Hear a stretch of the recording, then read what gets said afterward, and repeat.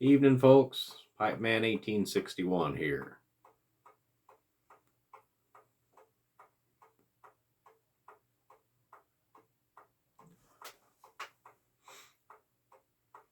Hope y'all are doing well. Oh, it's about 10 o'clock in the evening for me. Been working on a couple of projects for my wife. Trying to surprise her. She's off at a bachelorette party tonight. And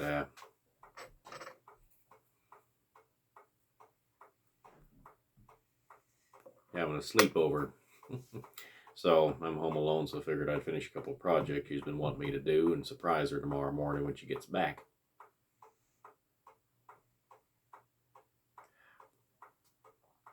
Tonight I'm smoking some Arrowhead from Paul's Pipe Shop, and I'm smoking it in this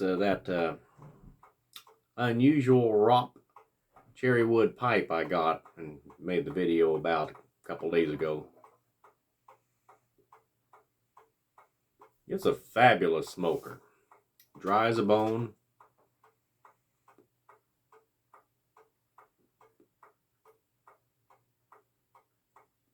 Very cool smoke. This is definitely natural bone because it you can tell it's coloring a little bit.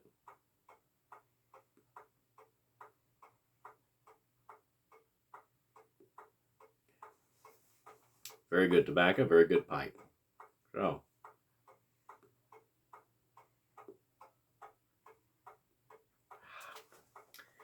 tonight I'm going to tell you a story. Well, maybe a couple stories.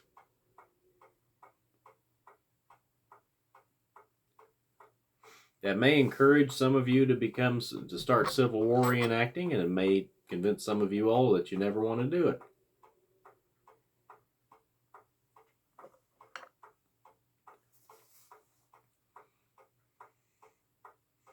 First thing y'all need to know about reenacting is there are varying levels of authenticity.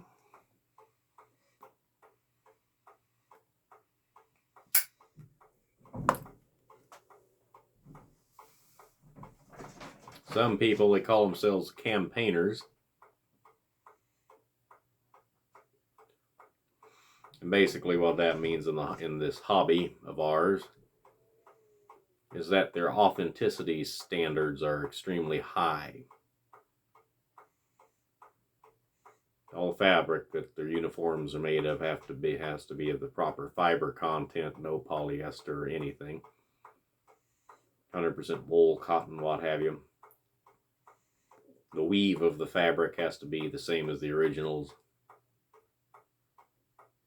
The construction, sewing, hand sewing where the originals were hand sewn, machine sewing where the originals were machine sewn, etc. So everything is very particular, and I fall into that particular classification.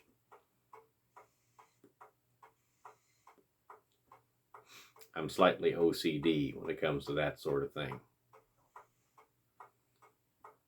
Then there's what we call mainstream reenacting, and that's they still care about the authenticity, but it's a little bit more lax. You can get away with a little bit more without being made fun of. Better turn on my exhaust fan. I had to turn it off. There we go. I was wondering why it's so quiet in here. Apologize for the background noise about that. Anyway, so there's mainstream reenactors. The authenticity standards aren't all that high, and then there's the campaigners, which are the higher. We like to be more careful to get everything as right as we possibly can. And perhaps we sometimes take it to unhealthy extremes, but that's what we do. So, campaigner reenactments, they're very different. Most of the time, the public is not invited. It's just the reenactors on a private piece of property in the middle of nowhere, basically playing cowboys and Indians, having a ball.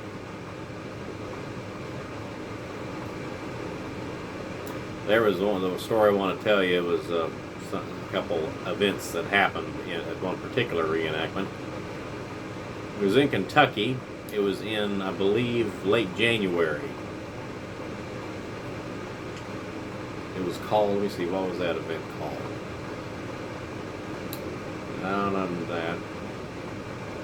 Can't remember off the top of my head. Anyway, me and my wife went there. She was going to be a civilian, and I was the Union private in the Union Army. So I had my forage cap, my great coat, my 4-button sack coat, sky blue trousers, brogans, wool socks, cotton drawers. I had the whole everything right down to my person was right on the money.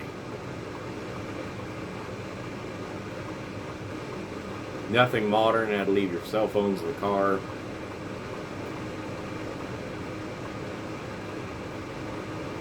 Everything was perfect.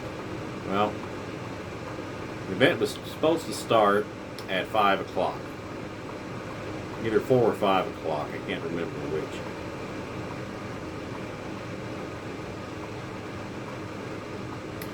And we were playing the classic Army game of hurry up and wait. There had been torrential rains the previous week in Kentucky. They got 7 inches of rain in 2 days. So that had delayed the event setup. So the event was late getting started. Well, we started marching over to the first little checkpoint, so to speak. All of a sudden we heard behind us, "Look out!" A mule. So a guy had brought one of his mules.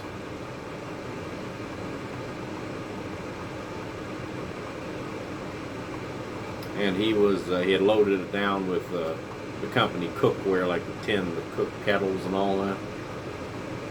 Well, something had spooked the mule. And he came galloping past us, spilling tin pots and cups and coffee pots all over the place.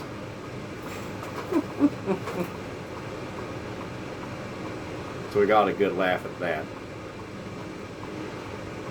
Now, so we did a little interaction with the civilian side of things, my wife being one of them.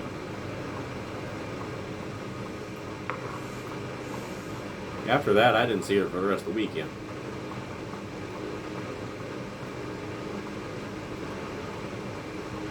Well, by this time, it was getting dark, because of course, late January in Kentucky.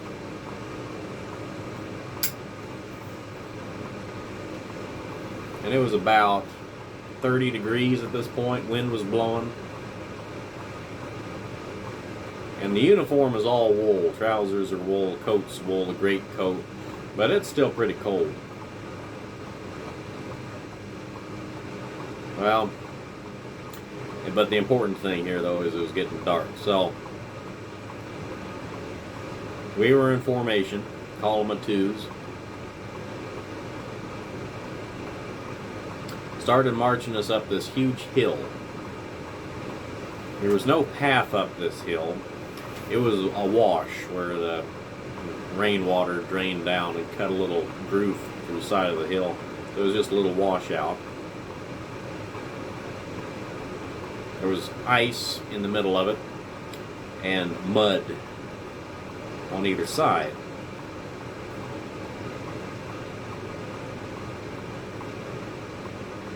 Nobody had a lantern handy, so it was getting pitch black pretty quick. And this hill was about that sort of an incline. It was steep hill. And we're wearing our, by and large, our smooth leather-soled brogans with heel plates, but that doesn't help a whole awful lot. Well, we start marching up this hill. Well, struggling up this hill. A fellow asked me to carry a tent pole for him, and I gladly obliged. I started using my musket as kind of like as ski poles, trying to climb up this hill.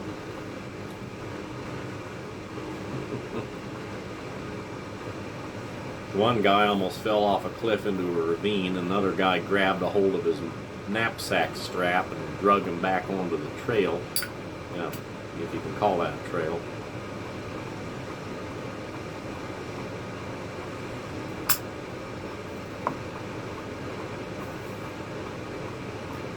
And we're dying. We're about to kick the bucket. It was so steep, and we were trying to go fast because we were trying to get up there before it got completely dark. Well, finally happened. I was walking up, lost my footing, and I fell face first right into the mud. Buried my musket in the mud.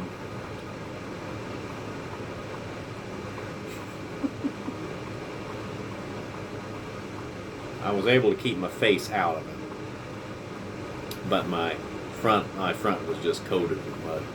Hands. I think I packed my pipe too tight. Let's try that.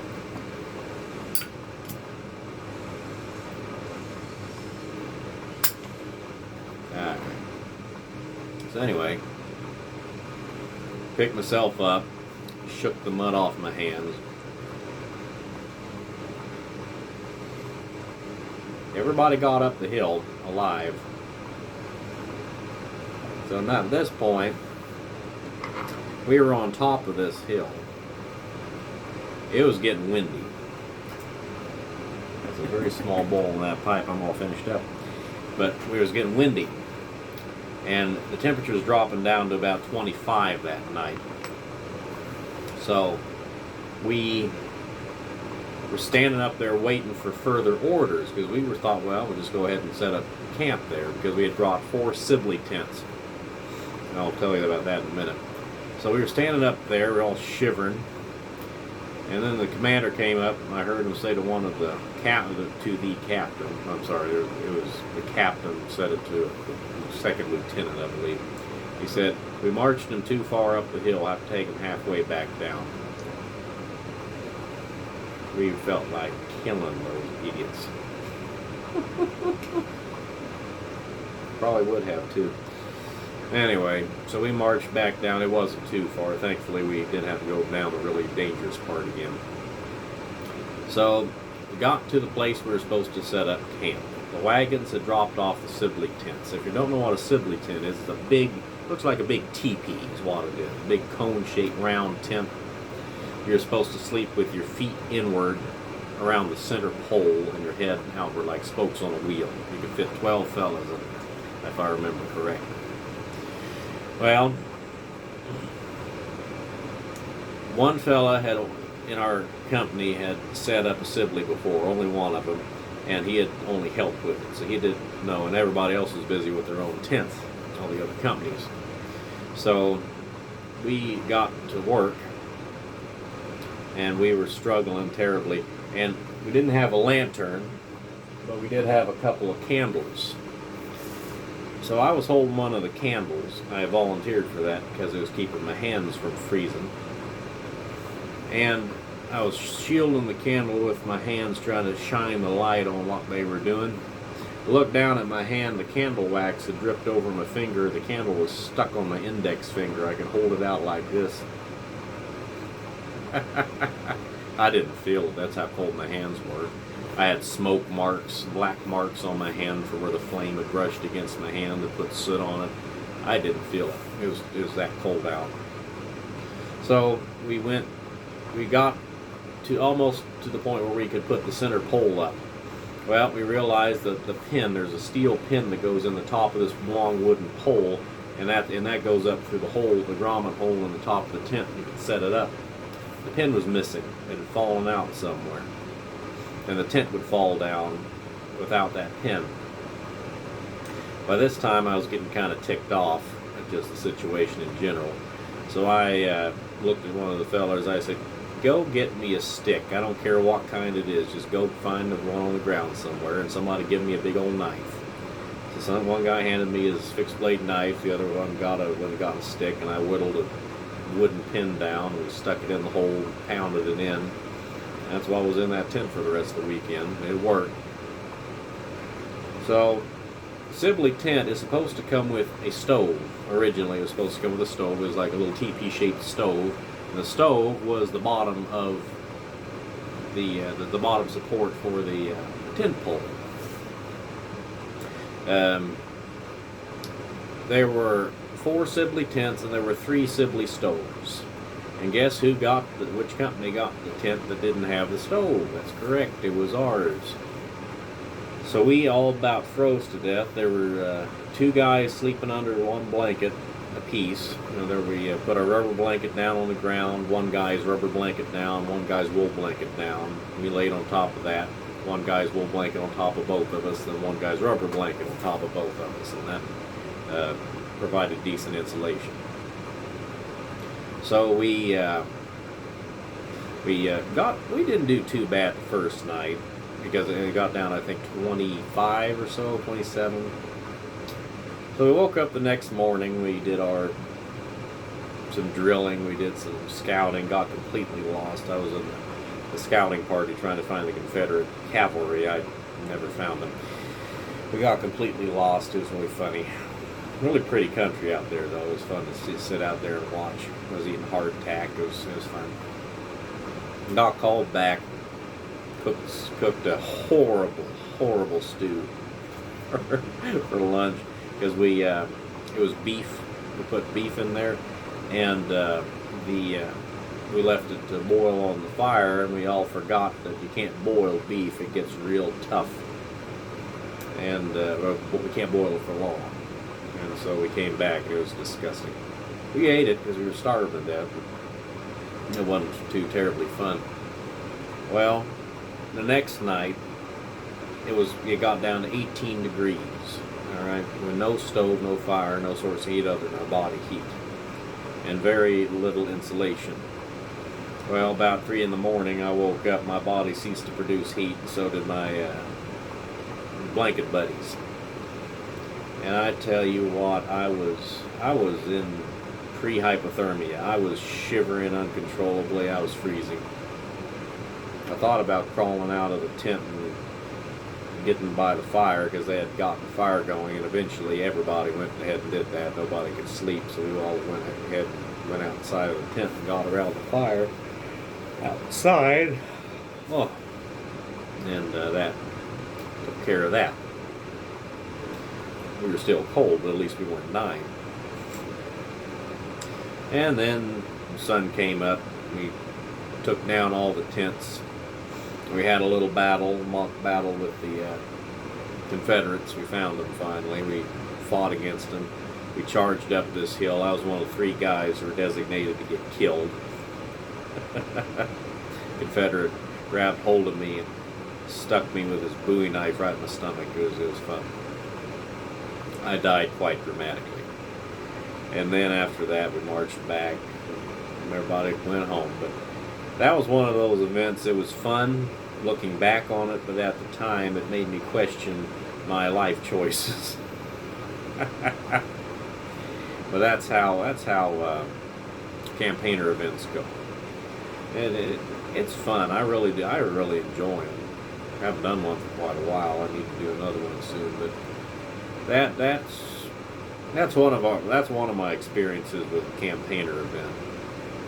But anyway, folks, I'm sorry this has gone on for about 20 minutes. I better stop now. This is Pipe Man 1861 saying thank you so much for listening. I hope you all have a wonderful evening, and see you all soon. Bye now.